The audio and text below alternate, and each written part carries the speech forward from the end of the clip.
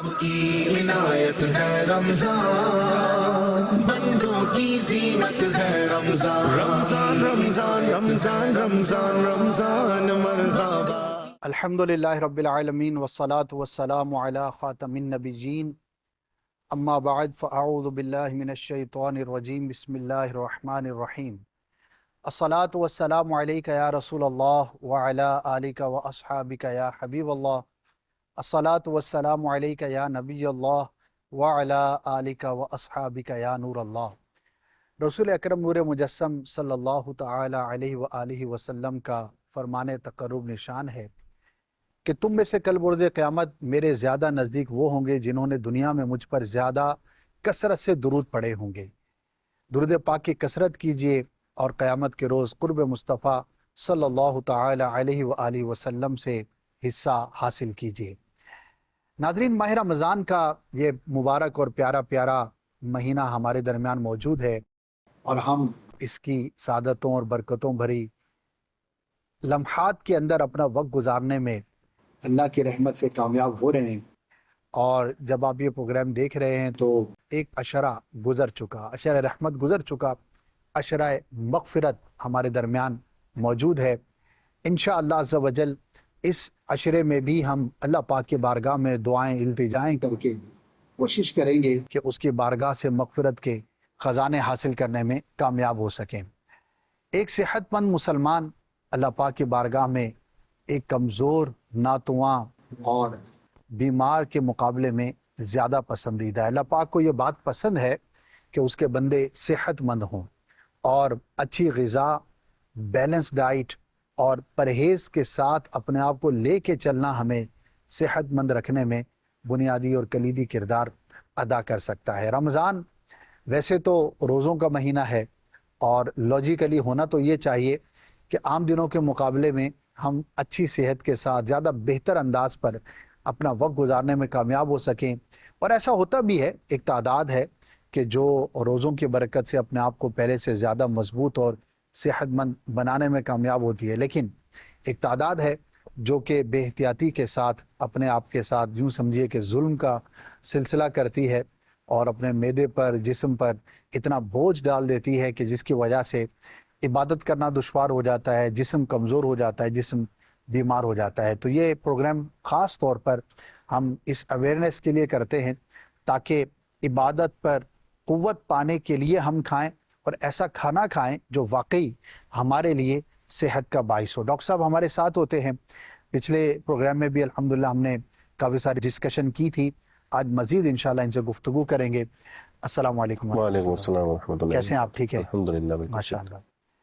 Doctor صاحب، گزشتہ programme کے اندر ہم نے غذا کے حوالے سے کیا کھانا چاہیے سحری میں، کیا افطاری میں لینا چاہیے، اور اسی طرح بالخصوص ہم نے شوگر کے حوالے سے کچھ گفتگو کی تھی۔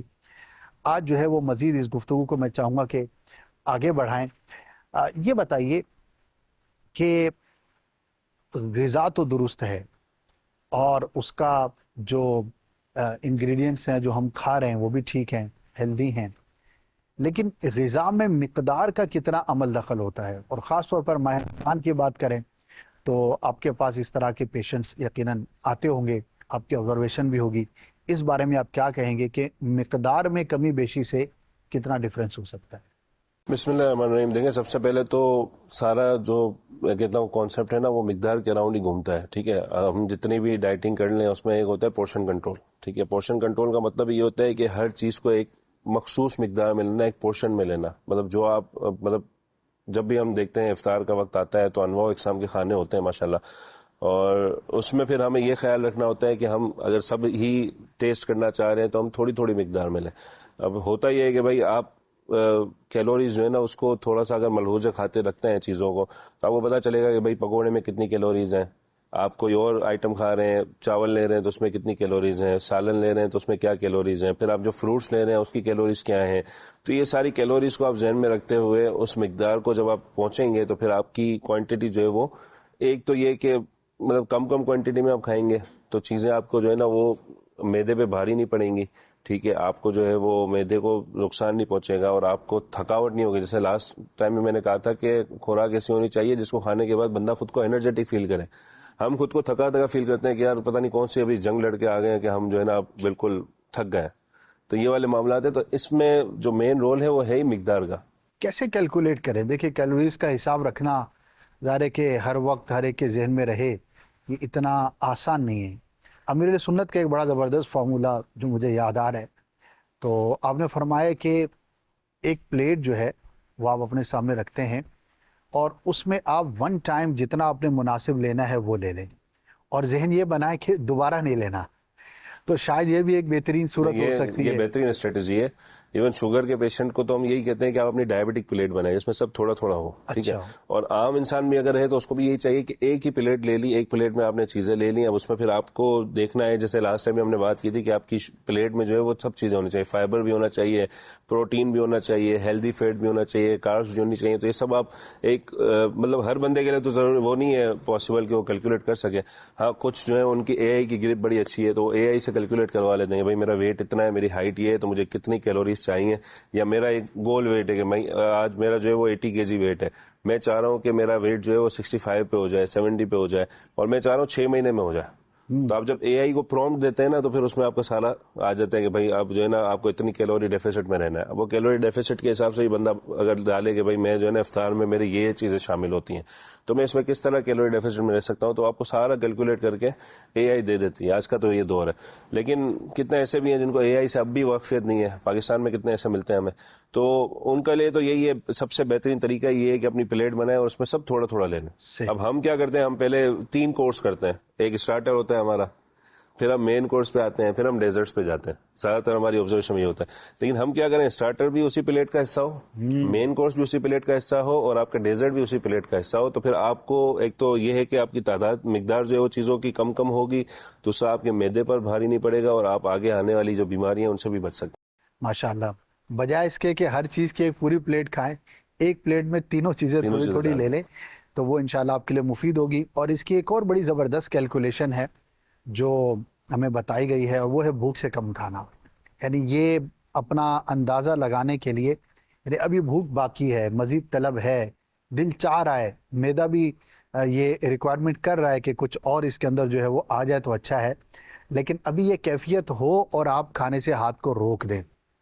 تو یہ ایک بڑی زبردست کیلکولیشن ہے، اور یہ اندازہ لگانا کوئی اتنا دشوار نہیں ہوتا. ہر باشعور شخص سمجھ سکتا ہے کہ اب میرا پیٹ کتنا بھر گیا ہے اور میں کتنا کھا رہا ہوں. اور ناظرین بھی غور کریں کہ جب تک بھوک مر نہیں جاتی اس وقت تک کھاتے رہتے ہیں. بلکہ یہ تو چلیے پھر بھی ایک حد تک ہم کہیں کہ ایک تعداد اگر یوں ہے تو بھی کسی حد تک غنیمت، لیکن ایک تعداد ہے ان کا تو یہ حال ہے کہ بھوک بھی ختم ہو گئی، اس کے بعد بھی کھا رہے ہیں، اس کے بعد بھی کھا رہے ہیں، جب تک کہ ڈکار کی صورت میں احتجاج شروع نہ ہو جائے، جب تک جو ہے وہ عجیب و غریب حالت ہماری نہ ہو جائے، اس وقت تک جو ہے وہ کھانا ڈالنا جو ہے وہ ترک نہیں کرتے. تو آپ ہی کا معدہ ہے، آپ ہی کا کھانا ہے، آپ ہی نے کھانا ہے، پھر ابھی تھوڑا کھا لیں، پھر اگر طلب ہے تو تھوڑی دیر کے بعد کھا لیں. تو بھوک سے کم کھانا اگر یہ ہماری عادت کے اندر جو ہے وہ شامل ہو جائے تو پھر آپ سمجھیے کہ ہم بہت ساری کیلکولیشنز اور بہت ساری چیزوں میں اپنے آپ کو بہتر کرنے میں کامیاب ہو سکتے ہیں. اللہ پاک ہمیں توفیق عطا فرمائے. ڈاکٹر صاحب یہ بتائیے کہ ایک وقت کے اندر مختلف غذائیں کھانا یہ بہتر ہے یا ایک وقت میں ایک یا دو قسم کی ہی غذائیں ہوں؟ مثال کے طور پر اب رمضان ہے تو سحری میں تو شاید اتنی زیادہ انواع کا استعمال نہیں کیا جاتا، نسبتاً کم ہے، لیکن افطار کے وقت پکوڑے بھی ہیں، چاٹ بھی ہے، وہ بھی 2 طرح کی ہے، فروٹ چاٹ الگ ہے، چنا چاٹ الگ ہے، شربت ہے وہ بھی ایک سے زائد طرح کا ہے، دودھ والا ہے تو پانی والا ہے تو نارمل ہے، تو مکس کر کے ہم کھا رہے ہیں. اسی طرح پھر اگر کھانا ہے تو رائس بھی ہیں تو روٹی بھی ہے. اسی طرح اور ہم دیکھتے ہیں تو بعض اوقات لوگ فرائز بھی یوز کر رہے ہوتے ہیں، پھر رولز بھی ہوتے ہیں، تو سموسے بھی ہوتے ہیں. اب یوں اگر ہم دیکھتے ہیں تو فرائیڈ آئٹم ہے، رائس ہے، ویجیٹیبل ہے، روٹی ہے، اسی طرح کچھ سیلڈز کی شکل میں چیزیں ہوتی ہیں. تو یہ جو انواع و اقسام کی چیزیں ہیں، اتنا سارا ایک ہی وقت میں کھانا، اس کے بارے میں آپ کیا کہیں گے؟ دیکھیں بہت عرصے سے یہ آبزرویشن رہی ہے کہ جیسے ہی افطار آپ کا ہو جاتا ہے تو افطار کے بعد ہاسپٹلز میں رش بڑھ جاتا ہے. اچھا ٹھیک ہے. وہ رش کیوں بڑھتا ہے؟ وہ زیادہ تر ایسے ہی لوگ آتے ہیں جن کو لوز اسٹول ہو رہے ہیں، مطلب ان کو جو ہے وہ موشن ہو گئے ہیں, ڈائریا ہو گیا ہے, ٹھیک ہے, یا ان کو وامٹنگ ہو گئی ہے. اب اس میں دو ٹرمز ہیں. ایک تو یہ ہے کہ اوور ایٹنگ, جو آپ نے کہا کہ بھائی بہت ساری چیزیں ہوتی ہیں, ہم بہت ساری چیزیں کھا لیتے ہیں, ہم کہتے ہیں یار یہ بھی میں کھا لوں, یہ بھی میں کھا لوں, یہ بھی میں کھا لوں, تو اس کی اوور ایٹنگ کی وجہ سے بھی آپ کا معدہ جو ہے وہ احتجاج شروع کرتا ہے اور آپ کو ہو سکتا ہے کہ لوز اسٹولز آ جائیں. ٹھیک ہے, مطلب معدے کو اتنا زور معدہ برداشت نہیں کر پاتا. دوسرا ہوتا ہے فوڈ پوائزننگ. فوڈ پوائزننگ میں یہ ہوتا ہے کہ ہم آدھے سے زیادہ کھانے تو ہم نے گھر میں بنائے, لیکن کچھ ایسے کھانے جو باہر سے ہیں. اب کوئی دہی بلے لے کے آ گیا, کوئی جو ہے وہ سموسے لے کے آ گیا باہر کیسی, اور خاص طور فروٹ چاٹ اور یہ اس طرح کی چیزیں, اس میں تو پھر کوئی نہ کوئی ایسا جرمز ہے, کوئی ایسا جراثیم ہے جو آپ کے معدے کو افیکٹ کریں گے اور پھر اس سے موشن ہو جاتے ہیں. تو فوڈ پوائزننگ سے تو پھر یہی ہے کہ اگلے 3-4 دن 5 دن آپ بڑے ڈسٹرب رہتے ہیں. لیکن جیسے اس میں فوڈ پوائزننگ میں بھی ایک آتا ہے کولرا ہو جائے, تو وہ تو ایسا ہوتا ہے کہ چاول کے پانی جیسے موشن ہوتے ہیں اس میں, اور مطلب ہم نے دیکھا ہے کہ لوگوں کے جو ہے نا وہ یورین بننا بند ہو جاتا ہے, گردے جو ہے اس پہ زور آ جاتا ہے, جس کو ہم ایکیوٹ کڈنی انجری کہہ رہے ہوتے ہیں. ٹھیک ہے, تو یہ سارے معاملات ہو رہے ہوتے ہیں. تو اب ان چیزوں کو ذہن میں رکھتے ہوئے کہ بھائی ایک تو یہ کریں کہ باہر کا کھانا آپ اوائڈ کریں, دوسرا آپ یہ کریں کہ گھر میں بھی جو بن رہا ہے اس میں بھی دیکھ لیں کہ مطلب ہر کھانے کی پی ایچ الگ ہے, ہر کھانے کا جو ہے وہ مطلب ہم یہ کہتے ہیں کہ تاثیر الگ ہے, جو عام فہم میں کہا جاتا ہے. تو ہر کھانے کا جو ہے نا اس کا معدے پر بھی افیکٹ الگ قسم کا ہے. ٹھیک ہے, کچھ کھانے ایسے ہیں جو دیر لیتے ہیں, مطلب دیر لگتی ہے جن کو ڈائجسٹ ہونے میں, کچھ کھانے ایسے ہیں جو فوراً ڈائجسٹ ہوتے ہیں, کچھ کھانے ایسے ہیں, اور اتفاق سے ہم کیمیکلز وغیرہ اتنے یوز کر رہے ہیں آج کل, تو اس کی وجہ سے ہو یہ رہا ہے کہ کچھ کیمیکلز بھی ہیں وہ پرو کائنیٹک ہوتے ہیں. پرو کائنیٹک کا مطلب یہ ہے کہ وہ معدے کی اور آنتوں کی جو موومنٹ ہے اس کو بڑھاتے ہیں, تو اس کی وجہ سے بھی ڈائریا, لوز اسٹولز یہ بڑھ جاتے ہیں. تو ہم کوشش ہماری یہی ہو کہ بیلنس ڈائٹ ہو, گھر کی بنی ہوئی چیزیں ہوں, اور اوور ایٹنگ نہ کریں. جب اوور ایٹنگ کریں گے تو بھی ہمیں نقصان ہوگا, اور اگر خدا نخواستہ فوڈ پوائزننگ ہو گئی تو پھر مزید اس کا جو ہے نا نقصان ہے. پھر وہ یہی ہے کہ اگلے 3-4 دن آپ جو ہے نا وہ ہاسپٹل میں رہیں گے, آپ کے معدہ جو ہے ڈسٹرب رہے گا, تو آپ کے روزے بھی کمپرومائز ہو سکتا ہے. 1-2 کھانے میں کتنا ڈفرینس جو ہے نا ہونا چاہیے ٹائم کا؟ مثال ہے ایک ٹائم کا آپ نے کھانا کھایا اور مناسب مقدار میں آپ نے کھا لیا, اب کم از کم کتنے گھنٹے کا وقفہ ہونا چاہیے اگر دوبارہ کھانا ہے تو کب کھائیں؟ لیکن اس میں بھی پھر ڈپینڈ کرتا ہے مقدار کے اوپر. اب آپ نے ساری مقدار افطار میں ہی پوری کر لی, تو پھر اگر آپ سوچ رہے ہیں کہ میں تراویح کے بعد آ کر بھی میں جو ہے وہ چاول اور سالن لوں, یا میں بریانی کھاؤں, یا اس طرح کی چیزیں کھاؤں, تو پھر آپ کے لیے ڈیفیکلٹ ہوتا ہے. ہاں یہ ہے, جیسے میں نے اکثر دیکھا ہے, آبزرو کیا ہے, ٹھیک ہے, اور خاص طور پر جو مساجد اور یہاں پہ علماء کرام ان کا یہ نوٹس کیا کہ وہ افطار کے ٹائم پہ جو تھوڑا بہت کھا لیا, ٹھیک ہے, پھر مغرب کی نماز کے بعد کھاتے ہیں. صحیح. تو یہ روٹین تھوڑی زیادہ بہتر رہتی ہے. کچھ ہیں جن کی مطلب یہ عادت ہوتی ہے کہ افطار کے ٹائم پہ ہی جو ہے وہ اچھا خاصا کھا لیا, پھر اس کے بعد تراویح کے بعد کھانے کی عادت ڈالی.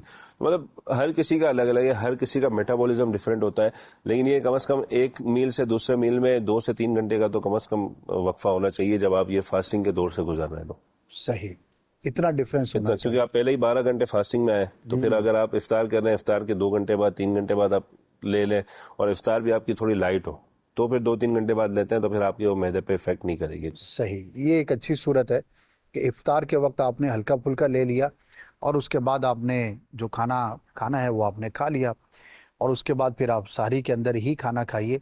اور خاص طور پہ جو بڑے شہروں کے اندر ایک رات جاگنے کا کلچر ہے, اب رات جاگنی ہے تو بھوک تو لگے گی, تو ان کے لیے بڑی آزمائش ہو جاتی ہے کہ افطار اور مغرب کے بعد کھانا کھایا, پھر تراویح کے بعد چونکہ رات جاگ رہے ہیں تو پھر ان کو 10-11 بجے کے آس پاس ایک اور بھوک لگے گی, اور پھر اس کے بعد ساری تو کرنی ہے کیونکہ اگلا دن روزے کے ساتھ گزارنا ہے. تو یہ ایک پرابلم ہے جس کو ہمیں ایڈریس کرنا چاہیے, اور تھوڑا سا بس محتاط ہو جائیں گے تو انشاءاللہ بہت زیادہ بہتری کا سامان ہوگا. ڈاکٹر صاحب, یہ تو عمومی ہم نے بات چیت کی, پچھلے ایپیسوڈ کے اندر ہم نے شوگر کے مریضوں کے حوالے سے کچھ ڈیٹیل میں بات کی تھی. آج میں چاہوں گا کہ بلڈ پریشر, یہ بھی ایک عمومی مرض کہہ سکتے ہیں, اور خاص طور پہ جو 40+ ہو جاتے ہیں ان کے ساتھ یہ ایشوز زیادہ ہوتے ہیں, تو ان کے لیے رمضان مبارک گزارنے میں کیا احتیاطیں کرنی چاہیے؟ جیسے کہ شوگر کا زیادہ کم ہو جانا اور زیادہ بڑھ جانا دونوں ڈینجرس ہیں, اسی طرح بلڈ پریشر کا بھی زیادہ ہو جانا یا ضرورت سے کم ہو جانا, دونوں ایکسٹریم جو ہے وہ آزمائش اور نقصان دہ ہیں. تو اس کو کیسے مینٹین رکھیں, اور آلریڈی اگر کوئی بلڈ پریشر کا پیشنٹ ہے تو اپنے ماہ سیام کو, روزوں کے مہینوں کو کیسا گزاریں؟ دیکھیں, اس میں ایک تو یہ ہے کہ جو بلڈ پریشر کا مریض ہے اس کو یہ چاہیے کہ اپنی دوا نہ چھوڑے. یہ تھوڑا سا آپ کو دیکھنا پڑے گا, کیونکہ بلڈ پریشر کو ہم کہتے ہیں سائلنٹ کلر. اچھا خاموش قاتل کہ بھائی کبھی بھی آپ کا بی پی بڑھ جائے گا. اکثر لوگوں کو پتہ ہی نہیں چلتا کہ میرا بلڈ پریشر اتنا ہائی چل رہا ہے. کچھ کو پھر بھی ذہن میں آتا ہے سر درد ہو رہا ہوتا ہے تو چیک کرتے ہیں بی پی بڑھا ہوا ہوتا ہے, لیکن کافی ایسے ہیں جن کو پتہ ہی نہیں چلتا. اور ہائی بلڈ پریشر کا مسئلہ یہ ہے کہ وہ آپ کو کبھی بھی اسٹروک کروا سکتا ہے, فالج کروا سکتا ہے, اور آپ کو پتہ نہیں لکوا کروا سکتا ہے, اس کو ہم فیشیل پیلسی کہتے ہیں. تو آپ کو پتہ نہیں چلتا اور یہ سارے معاملات چل رہے ہوتے ہیں. تو اول تو یہی ہے کہ اگر آپ پہلے سے کوئی اینٹی ہائپرٹینسو لے رہے ہیں, کوئی بلڈ پریشر کی دوا لے رہے ہیں, تو اس کو آپ نہ چھوڑیں. دوسرا یہ ہوتا ہے کہ آپ کا جو نمک کی کوانٹٹی ہے, جو سالٹ کی کوانٹٹی ہے, وہ تھوڑی کم کرنی ہوتی ہے. مطلب یہ نہیں ہے کہ آپ جو ہے وہ نمکین چیزیں کھا رہے ہیں, نمکین غذائیں کھا رہے ہیں. پھر دوسرا آتا ہے جو ڈبے والے مسالے سے بنے ہوئے سالن ہوتے ہیں, اس میں مونوسوڈیم گلوٹامیٹ ہوتا ہے, وہ نقصان دہ ہوتا ہے, تو اس کا بھی استعمال کم سے کم کریں. اور کوشش یہ کریں کہ بازار کی چیزیں نہ کھائیں جب آپ اس طرح کی چیزیں. اور ایک طبقہ ہے میں نے دیکھا ہے کہ جن کا جب بھی معدہ ڈسٹرب ہوتا ہے تو ان کا بی پی بڑھ جاتا ہے. اچھا تو پھر کھانے میں بھی آپ کو خیال رکھنا ہے کہ آپ نے ایسی خوراک نہیں لینی جس سے آپ کا معدہ ڈسٹرب ہو. جب ایسیڈک معدہ ہوگا, زیادہ جو ہے وہ ایسڈ بنے گی, آپ کو مطلب خود معدے میں جلن, سینے میں جلن محسوس ہو رہی ہوتی ہے, تو اس سے پھر آپ کا بلڈ پریشر بھی بڑھ سکتا ہے. تو اس چیز کو ذہن میں رکھنا ہے. باقی بلڈ پریشر لو ہونے کے بھی بہت سارے ریزنز ہو سکتے ہیں, لیکن مطلب بی پی کے مریضوں میں بہت کم ہی دیکھا گیا ہے کہ بی پی لو ہو جائے. ہاں یہ کہ بی پی بڑھنے کے جو چانسز ہوتے ہیں اس کو آپ نے تھوڑا سا یہ چیزیں کریں گے تو اس سے اوائڈ ہو سکتا ہے. صحیح. اچھا یہ آپ کی بات سے مجھے یہ سمجھ آ رہا ہے کہ خالی یہ ضروری نہیں ہے کہ خالص نمک آپ نے استعمال کیا تو وہی بڑھنے کا باعث ہو سکتا ہے, بلکہ جو بھی نمکین چیز ہے بالکل وہ بلڈ پریشر کو افیکٹ کر سکتی ہے. اور اس میں بھی اب تو یہ کافی بتایا جاتا ہے, سوشل میڈیا پر بھی اویئرنیس کی کیمپینز دیکھی گئی ہیں کہ یہ جو ہر چیز پر نمک چھڑک کر کھانے کی بالکل. عادت ہے تو یہ وہ بھی غلط. مناسب نہیں ہے. اچھا یہ لطیفے بھی چلتے ہیں کہ ہم عجیب و غریب لوگ ہیں کہ جب فوڈ لے رہے ہوتے ہیں تو ہم کہتے ہیں بھائی میٹھا چاہیے اور اس کے اوپر نمک ڈال کر کھاتے ہیں. اگرچہ میں نہیں کہتا کہ یہ ہر جگہ پر غلط ہے, بعض اوقات ٹیسٹ کو تھوڑا سا انہینس کرنے کے لیے کارآمد تو ہوتا ہے, لیکن تھوڑا سا غور بھی کرنا چاہیے کہ یہ جو عادت, اچھا بعض لوگوں کی عادت ہوتی ہے, اچھا وہ کھانا کھانے بیٹھیں گے تو ابھی انہوں نے ایک لقمہ بھی نہیں لیا, پہلے وہ نمک ڈالیں گے. ارے بھائی پہلے چیک تو کر لو نمک ڈالنے کی حاجت بھی ہے یا نہیں. تو بہت ساری چیزیں ایسی ہوتی ہیں جو ہماری ہیبٹ کے اندر ہوتی ہیں, اور وہ چونکہ ہیبٹ کے اندر ہے تو اب اس کو ہم بلا تعامل بغیر کسی سوچے سمجھے اس کے جو ہے نا وہ یوز کر رہے ہوتے ہیں. تو خاص طور پر جو بی پی کے مریض ہیں تو چونکہ نمک جو سالٹ ہے اس کا کافی عمل دخل اس کے اندر رہتا ہے, تو ہمیں اس کے بارے میں غور و فکر کر کے ہی آگے بڑھنا چاہیے.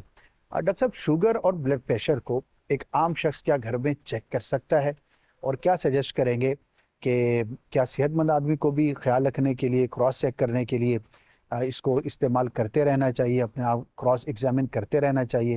اور اس کے ساتھ یہ بھی بتا دیجئے کہ کیا اس کا چیک کرنا آسان ہے, مشکل ہے, یا ڈیوائسز ہیں جس کے ساتھ آسان ہو سکتا ہے, تو تھوڑا لوگوں کو اویئرنیس ہو جائے گی. کیونکہ بعض اوقات اس وجہ سے لوگ مرض کا شکار ہو جاتے ہیں, آزمائش کا, کہ جا کر چیک کروانا یہ مشکل ہے, اور اگر گھر پر اویلیبلٹی ہے کسی چیز کی تو پھر ذرا آسانی ہو جاتی ہے. تو تھوڑا لوگوں کو اس بارے میں کیا گائیڈ کریں گے؟ دیکھیں میں نے لاسٹ ٹائم بھی بتایا تھا کہ 3,40,00,000 لوگوں کو شوگر ہے, اور اس میں بھی پھر وہ ہم نے دیکھا تھا کہ یہ بھی وہ لوگ ہیں جنہوں نے ٹیسٹ کروائے ہیں, یا مطلب جن کو پتا ہے, تھوڑی اویئرنیس ہے, اور کتنے ایسے جو ٹیسٹ ہی نہیں کرواتے اسی ڈر سے کہ شوگر ہو جائے گی. جی ٹھیک ہے. اور میرے پاس جو پیشنٹس آتے ہیں, مطلب جو دوسرے کی طرف سے دوسرے ڈاکٹرز ریفر کرتے ہیں, ایسے اسکن والے کے پاس آیا, اس کا زخم صحیح نہیں ہو رہا, یا اس کی جو ہے وہ فلاں الرجی ٹھیک نہیں ہو رہی, جب وہ شوگر کا ٹیسٹ کرواتے تو شوگر بڑھی ہوئی آتی ہے. اسی طرح روٹین پہ آیا کہ بھائی اس کو جو ہے نا وہ پتے کا آپریشن ہونا تھا, تو بولا بھائی یہ روٹین ٹیسٹ کروا لو, اس میں شوگر بڑھی ہوئی آ گئی, پریگنینسی میں بڑھی ہوئی آتی ہے, سارے معاملات ہوتے ہیں. تو لوگوں کو پتا چل جاتا ہے کہ بھائی ابھی شوگر ہے, تو بولے یار مجھے تو ایسا کچھ فیل ہی نہیں ہوتا تھا. تو اب تو یہی ہے کہ آئیڈیل یہی ہے کہ 30 سال کی عمر کے بعد آپ کچھ ٹیسٹ کرواتے رہیں اپنے. ٹھیک ہے. شوگر کا بھی جیسے 3 ماہ والا ٹیسٹ ہوتا ہے HbA1c, اسی طرح فاسٹنگ لپڈ پروفائل آ گیا, وہ آپ کا کولیسٹرول کے بارے میں بتاتا ہے کہ آپ کا گڈ کولیسٹرول HDL کیسا ہے, بیڈ کولیسٹرول LDL کیسا ہے, ٹرائیگلیسرائڈ کیسا ہے, اس پر ساری چیزیں چل رہی ہوتی ہیں. تو اس طرح کے کچھ ٹیسٹ ہوتے ہیں. جیسے وائٹامن D3 ہے, مطلب ہماری آدھی سے زیادہ کمیونٹی جو ہے وہ وائٹامن D کی کمی کا شکار ہے, تو ہم وائٹامن D کا ٹیسٹ کروا لیں. اس طرح کے کچھ ٹیسٹ ہیں جو آپ کروا لیں, تو پھر مطلب آپ ایک سیف سائڈ پہ, سیف زون میں ہوتے ہیں کہ آپ کو پتا ہوتی ہیں چیزیں. ٹھیک ہے. البتہ گھر پہ چیک کرنے کتنے ایسے پیشنٹ ہیں ہمارے جو گھر پہ ہی چیک کرتے ہیں. ٹھیک ہے. آج کل تو مطلب ڈیجیٹل وہ آ گئے بی پی مانیٹرز, تو آپ جو ہے وہ صرف یہ آپ نے باندھنا ہوتا ہے, وہ خود آپ کو ریڈنگ دیتا ہے. ٹھیک ہے. اسی طرح شوگر کا کچھ ایسے ہوتے ہیں جو پرک کر کے گھر پہ ٹیسٹ کر لیتے ہیں, اور میجورٹی کرتے ہیں کہ بھائی اسٹرپ ہے ان کے بعد ان کو فیل ہوتا ہے کہ یار اب جیسے میں افطار کرنے لگا ہوں, تو لوگوں کی عادت ہے افطار سے پہلے کرتے ہیں. ٹھیک ہے. یا افطار کر لی, اس کے 2 گھنٹے بعد کر لی. اسی طرح جو تراویح کے بعد کھا لیا یا رات میں کھا لیا اس کے بعد پھر وہ سیدھا سحری میں کھاتے ہیں. تو ان کو میں نے, ہمارے کافی پیشنٹس ہیں ایسے آن لائن والے بھی, جو سحری سے پہلے چیک کرتے ہیں پھر سحری کے 2 گھنٹے بعد چیک کرتے ہیں. تو اس طرح مطلب لوگوں کے پاس ہے. آپ کوئی کہتا ہے کہ مجھے پرک کرنے کا مسئلہ ہے کہ بار بار جو ہے نا بلڈ نکالو, بار بار پرک کرو, میری انگلیاں جو ہے وہ درد کرتی ہیں. تو ان کے لیے تو ابھی ایسا آ گیا کہ ایک ڈیوائس آتی ہے جو یہاں پہ لگ جاتی ہے ہاتھ میں. ہاں, جیسے آپ کے ہاتھ میں فٹ ہو گئی, آپ کے فون میں وہ ریڈنگز دیتی رہے گی. اچھا. ہاں, اگلے 15 دن کی, مہینے کی, مطلب آپ نے جو کھایا, مطلب اتنا بھی ہے کہ آپ اس کی بھی انٹری کر دیں گے بھائی میں نے ابھی یہ چیزیں کھائی ہیں. اس کے بعد پھر آپ جیسے ہی وہ ریڈنگ آتی ہے کہ بھائی آپ نے یہ چیز کھائی تھی تو اتنی شوگر کی اسپائک آئی ہے. تو اس کو ہم کہتے ہیں CGM, کنٹینیوس گلوکوز مانیٹر. تو یہ CGM جو ہے کنٹینیوس آپ کی گلوکوز مانیٹر کر رہا ہوتا ہے. اور اب تو ایسا ہوتا جا رہا ہے, اب اتنی ایڈوانسمنٹ آ گئی ہے کہ جہاں آپ کی شوگر بہت زیادہ ہائی ہو جائے گی آپ کے موبائل میں الارم بجے گا. اچھا. اور جہاں شوگر بہت زیادہ لو ہو جائے گی تو آپ کا موبائل میں الارم بج جائے گا کہ بھائی آپ کی شوگر لو ہو گئی ہے. تو یہ سارا پراپر ماشاءاللہ سیٹ اپ ہو گیا ہے. تو مہنگا ہے, مہنگا ہے یہ مہنگا ہے. کنٹینیوس گلوکوز مانیٹر جو ہے وہ ہر بندہ افورڈ نہیں کر سکتا, لیکن یہ ان کو ہم یہ کہتے ہیں کہ آپ پرک والا کریں تو یہ زیادہ کتنا 20-25 ہزار 50 ہزار کیا؟ دیکھیں, ایک تو ابھی پاکستان میں ایک ابھی آیا ہے تو اس کا تو تقریباً یہی ہے کہ تقریباً 18,000 روپے میں 15 دن کا آپ کا وہ آتا ہے. اچھا, یعنی ون ٹائم یوز ہے. 15 دن کے بعد پھر وہ ناکارہ ہے, پھر آپ کو دوسری ڈیوائس لگانی ہے. اچھا, اور جو روز کا 1,000 روپیہ تقریباً ہوگا, تقریباً یہی 1,011 نہیں, پھر تو ایکسپینسو ہے. بالکل یہی یہ ہے کہ آگے اب اس پہ کام چل رہا ہے, کچھ ایسی کمپنیز ہیں جو کام کر رہی ہیں. آ جائیں گی. دیکھیں یہ ٹیکنالوجی میں یہی ہے کہ جب نئی آتی ہے تو مہنگی ہوتی ہے, پھر وقت کے ساتھ ساتھ جو اس کے اندر کمی ہو جاتی ہے. بہرحال یہ تو چلو ایک بہت ہی آئیڈیل سچویشن ہے اور ہر ایک کے لیے افورڈیبل نہیں ہے, لیکن وہ سارے جو دیگر طریقے ہیں, جب صحت مند رہنا ہے, اپنے آپ کو رکھنا ہے, تو پھر تھوڑی سی بندہ محنت کر لے. اچھا, جو پیشنٹ ہے وہ تو بار بار اور ہر بار چیک کرے گا, لیکن جو پیشنٹ نہیں ہے تو دن میں ایک بار, 2-4 دن میں ایک بار, ہفتے میں ایک بار کر لے, 15 دن میں ایک بار کر لے, کر سکتے تو پھر ایزی ہے نا اس کے لیے. تو پھر اتنا بڑا ایشو نہیں ہونا چاہیے. تو اپنا ٹیسٹ جو ہے وہ ہمیں ضرور کرواتے رہنا چاہیے, اور اس بات سے گھبرا کے کہ کہیں ٹیسٹ جو ہے وہ پازیٹیو نہ آ جائے, میرا مسئلہ نہ ہو جائے. تو دیکھیے یہ تو ایک عجیب سی بات ہے کہ بیماری ہونے نہ ہونے کا تعلق آپ کے ٹیسٹ کے ساتھ تو ہے نہیں. اگر بیماری ہے تو وہ ہے, نہیں ہے تو نہیں ہے. ٹیسٹ تو صرف آپ کو انفارمیشن دے گا. ایسے مریضوں کا پھر مسئلہ یہ ہے کہ ان کو تب پتہ چلتا ہے جب ان کو کوئی نہ کوئی کمپلیکیشن ہو جاتی ہے. ہاں جی, یہ بڑا مسئلہ ہے کہ بھائی اب یہ بندہ آیا بولا آج میں دیکھ رہا ہوں پیشاب میں بہت جھاگ آ رہا ہے جی, تو یہ آپ کے جو پیشاب میں جھاگ آ رہا ہے یہ سائن ہے کہ بھائی گردہ آپ کا فیل ہونے والا ہے. ایک آیا جو کہہ رہا ہے میری مطلب جو میں دیکھنے کی میری صلاحیت ہے وہ کم ہوتی جا رہی ہے, میرے ویژن کم ہوتا جا رہا ہے. ٹھیک ہے, ایک آیا اس کے پاؤں میں زخم ہو گیا, وہ صحیح نہیں ہو رہا. ایون ہم نے تو ایسے بھی دیکھے ہیں کہ پاؤں انگلی ایک کالی ہو گئی, اس کے بعد اس کو جو ہے نا وہ تھوڑی عقل آئی کہ بھائی میں شوگر کا ٹیسٹ کروں. جب وہ شوگر کا ٹیسٹ کرایا تو شوگر 500-600 پہ تھی. تو یہی ہے کہ آپ کو شروع میں جب پتا چل جائے گا نا, آپ کو دیکھیں شوگر بذات خود آپ کو کچھ فیل نہیں ہو رہا ہوتا, ٹھیک ہے, اور لوگ یہی کرتے ہیں یار صحیح ہے یار چلتا ہے, یہ بھی کر لو, کچھ نہیں ہوتا. اب وہ والا جو معاملہ ہے نا کچھ نہیں ہوتا, یہ معاملہ اس وقت تک پتا نہیں چلتا جب تک آپ کو کوئی کمپلیکیشن ڈیولپ نہیں ہوتی. جس دن آپ کو گردے پہ افیکٹ ہونا شروع ہو گیا, جس دن پیروں پہ افیکٹ ہونا شروع ہو گیا, جس دن ویژن پہ افیکٹ ہونا شروع ہو گیا, اس دن آپ کو سمجھ آتی ہے کہ یار یہ تو بہت سارے مسئلے ہو گئے. اور شوگر کا مریض اس کو اگر ہارٹ اٹیک آتا ہے نا تو ہم کہتے ہیں کہ یہ پہلا نہیں ہے دوسرا ہارٹ اٹیک ہے, پہلا تو اس کو آ چکا ہوگا. اچھا, تو یہ ساری چیزیں جب تک آپ اس چیز کو کنٹرول نہیں کرتے, آپ اپنی شوگر کی اسپائکس کو نہیں روکتے, تب تک آپ کمپلیکیشن سے نہیں بچ سکتے. اور میں نے ایسے لوگ دیکھے ہیں آتے ہیں کہ بھئی رات بھر نیند نہیں ہوتی. کیوں نیند نہیں ہوتی؟ بولا پیر اتنے جلتے ہیں کہ ساری رات پانی ڈال رہا ہوتا ہوں میں پیر پہ. تو یہ سارے معاملات ہیں. جب اب یہ کب پتا چلتا ہے؟ وہ نیوروپیتھی, ڈائبٹک نیوروپیتھی کو آپ ریورس نہیں کر سکتے, ٹھیک ہے, اس کو ہم کہتے ہیں نیوروپیتھی, ڈائبٹک نیوروپیتھی, لیکن آپ اس کو شروع میں ہی روک سکتے ہیں. صحیح. اب جب ہم میرے پاس آتے نا پیشنٹ کے پیر جلنے ہیں, وہ ٹیسٹ کرتے ہیں تو پتا چلتا ہے اس کو نیوروپیتھی جو ہے وہ ماڈریٹ ٹو سیویئر مطلب ایڈوانس لیول پہ پہنچ گئی. اب وہ نیوروپیتھی تو ریورس ہوگی نہیں. اب ان کو ہم یہی سمجھاتے ہیں کہ یار آپ پہلے یہ چیزیں کر لیتے تو آپ کی جو ہے وہ نیوروپیتھی کی نوبت ہی نہ آتی, اور شروع کے اسٹارٹ میں ہی آپ یہ ساری چیزیں جب کور کر لیتے تو آپ کو ابھی اس کو پوزیشن میں نہیں. ایون لوگ آ کے کہتے ہیں کہ بھائی میں جو ہے نا پیر سے جوتی نکل جاتی ہے مجھے پتا نہیں چلتا. ایک پیشنٹ میرے پاس آیا جس نے جو ہے وہ بائک پہ بیٹھا ہوا تھا, وہ جو بائک کا سلنڈر ہے اس سے پاؤں لگا ہوا ہے, اس کو پتہ ہی نہیں چلا. جب وہ گھر پہنچے مطلب راستے میں جب گھر پہنچے تو پورا جو ہے نا وہ اسکن آپ کی ہٹ گئی, ٹشو پورا جلا ہوا بلیک ہو گیا, اس کو پتہ ہی نہیں, اس کو پتہ ہی نہیں چلا. نیوروپیتھی میں یہی مسئلہ ہے کہ آپ کو جو محسوس کرنے کی جو صلاحیت ہے نا پیروں کی وہ ختم ہو جاتی ہے.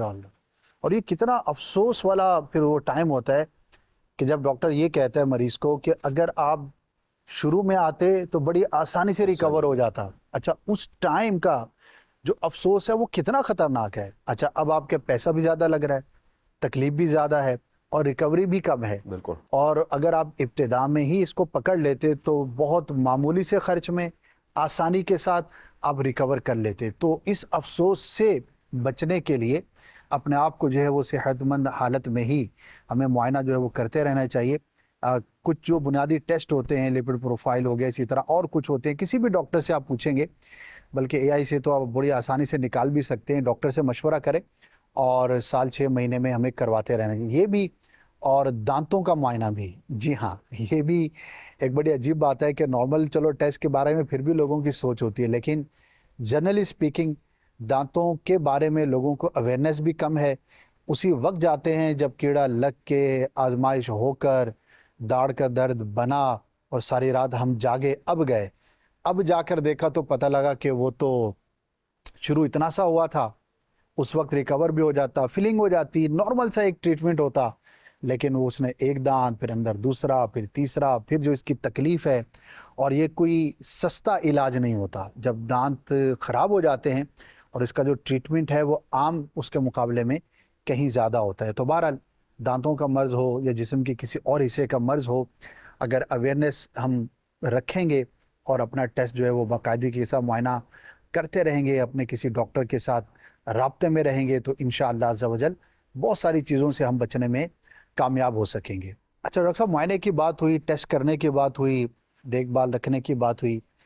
رمضان میں جو شوگر پیشنٹ ہے اس کو کس ٹائم اپنی شوگر جو ہے وہ ٹیسٹ کرنی چاہیے؟ زیادہ بہتر وقت کون سا ہے؟ دیکھیں، بہتر وقت تو یہی ہے کہ اگر تو کراچی والوں کے خلاف اگر ہم بات کرتے ہیں اس کے اگینسٹ کہ بھائی رات میں آپ نے کھانا کھا لیا، اس کے بعد آپ سحری میں ہی کھا رہے ہو، ٹھیک ہے نا. کراچی والوں کا تو یہ میجورٹی کی پریکٹس نہیں ہے، لیکن جن کی پریکٹس ہے کہ رات کو کھا لیا پھر سحری میں ہی کھانا ہے، تو ان کے لیے تو بیسٹ ٹائم یہی ہے کہ سحری سے پہلے اپنی شوگر چیک کریں. سحری سے پہلے؟ سحری سے پہلے. پھر یہ ہو گئی آپ کی فاسٹنگ. پھر اس کے بعد آتی ہے سحری کے 2 گھنٹے بعد، یہ رینڈم شوگر ہوتی ہے. اسی طرح آپ افطار کے 2 گھنٹے بعد چیک کر سکتے ہیں. کچھ ایسے پیشنٹس ہیں جو انسولین پر ہیں، سلفونیل یوریا پہ، جیسے ہم نے پچھلی مرتبہ بات کی تھی، تو ان کو شوگر لو ہونے کے چانسز ہوتے ہیں. تو ان کو ہم کہتے ہیں کہ آپ دوپہر کے 2 سے 3 بجے بھی آپ ایک بار شوگر چیک کر لیں. صحیح. تو یہ آئیڈیل ٹائمز ہوتے ہیں، ایک یہی سحری سے پہلے والا، ایک سحری کے 2 گھنٹے بعد والا، ایک افطار کے 2 گھنٹے بعد والا، اور ایک دوپہر کے 2 یا 3 بجے کے ٹائم والا. جب آپ یہ مانیٹر کریں گے، اگر آپ کی شوگرز کنٹرول میں رہتی ہیں تو اتنی ساری بار آپ کو چیک کرنے کی ضرورت نہیں ہے.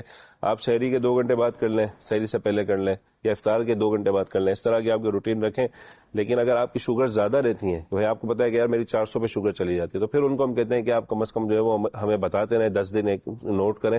اس میں آپ پھر سحری سے پہلے والا بھی، سحری کے 2 گھنٹے بعد والا بھی، دوپہر 2 یا 3 بجے والا بھی، اور افطار کے 2 گھنٹے بعد والا بھی. اکثر یہ دیکھا گیا کہ افطار سے پہلے کر رہے ہوتے ہیں. افطار سے پہلے آپ کے 12 گھنٹے یا اس سے بھی زیادہ ہو چکے ہوتے ہیں، ایون 13 گھنٹے 14 گھنٹے ہو جاتے ہیں.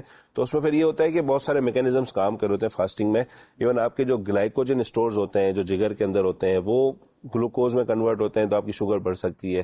ٹھیک ہے. اسی طرح آپ کا فیٹ جو ہے وہ آپ کیٹوسس میں جا رہے ہوتے ہیں، تو فیٹ جو ہے وہ گلوکوز میں کنورٹ ہو رہا ہوتا ہے، جس کو ہم کہتے ہیں گلوکونیوجینیسس. تو یہ سارے معاملات ہیں، اس سے شوگر آپ کی بڑی ہوئی دکھتی ہے. تو آئیڈیل ٹائم افطار سے پہلے والا نہیں ہے. آئیڈیل ٹائم یہی ہے کہ سحری سے پہلے والا، سحری کے 2 گھنٹے بعد والا، افطار کے 2 گھنٹے بعد والا. اور اگر آپ انسولین اور سلفونیل یوریا پہ اور آپ کو شوگر لو ہونے کے چانسز زیادہ ہوتے ہیں تو پھر آپ دوپہر کے 2 یا 3 بجے بھی چیک کریں گے. صحیح. جزاک اللہ خیرہ. امید ہے کہ بہتوں کو نئی معلومات ہوئی ہوں گی، کئیوں کے لیے معلومات تو نئی نہیں ہوں گی، لیکن چلیے یاد دہانی ہو جائے گی. بار بار ہم سوچتے رہیں گے، غور کرتے رہیں گے، اور نیت ہم یہ رکھیں کہ ہم یہ سب اس لیے کریں گے تاکہ ہم ایک صحت مند جسم کے ساتھ اپنی زندگی گزاریں. جو بھی ہماری دینی خدمات ہیں، عبادات ہیں، وہ کرنے میں ہم کامیاب ہو سکیں. صحت ہے تو سب کچھ ہے.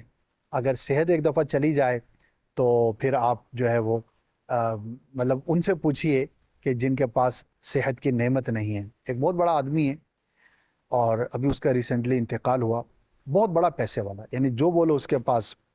لیکن اس کا حال یہ تھا کہ بیچارہ بیڈ پہ تھا اور کئی سال رہا، اور ایسے مرض میں مبتلا تھا کہ نہ وہ بیٹھ سکتا تھا، نہ لیٹ سکتا تھا، نہ کھڑا اور رہ سکتا تھا. یعنی اس کا بیک بون کا ایسا کوئی ایشو تھا.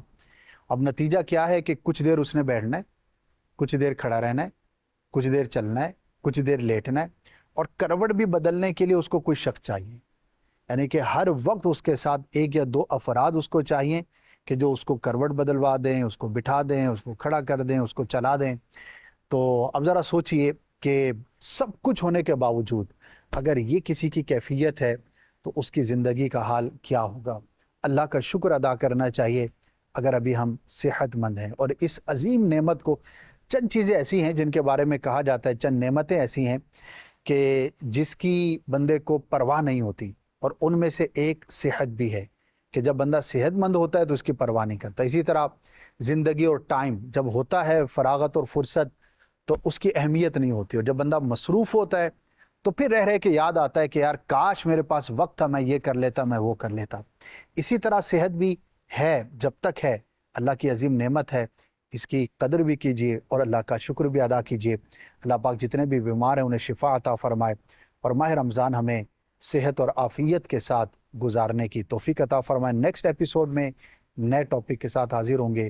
اجازت چاہتا ہوں۔ صلو علی الحبیب صلی اللہ علی محمد صلی اللہ علیہ وآلہ وسلم۔